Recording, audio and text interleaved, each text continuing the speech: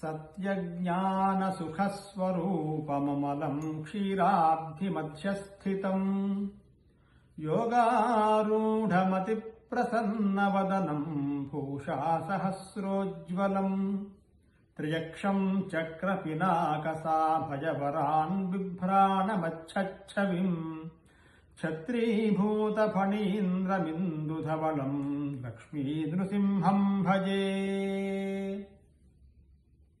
లక్ష్మీనృసింహస్వామి వారి యొక్క జయంతి ఇవాళ.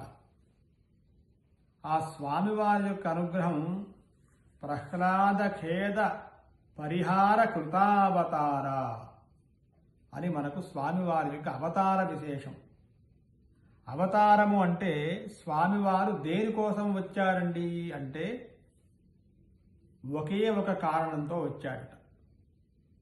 శిష్ట రక్షణ, దుష్ట శిక్షణ అనేటువంటి రెండు కార్యక్రమాల కోసం, ప్రహ్లాదుని రక్షించడం కోసం, హిరణ్యకశిపువుని వధించడం కోసం స్వామివారు ఆవిర్భవించారు. స్తంభోద్భవో నృకేసరి.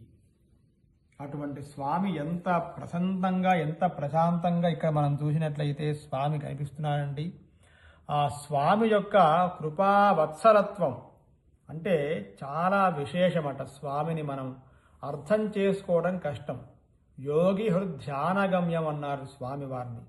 అటువంటి స్వామివారు సత్యం విధాతుం నిజభృత్య భాషితం. ఆ యొక్క నిజభృత్యుడు యొక్క అంటే ప్రహ్లాదులా, ఆయన సనత్కుమారాదులా అని మనం ఇక్కడ విచికిత్స చేస్తాం మనం.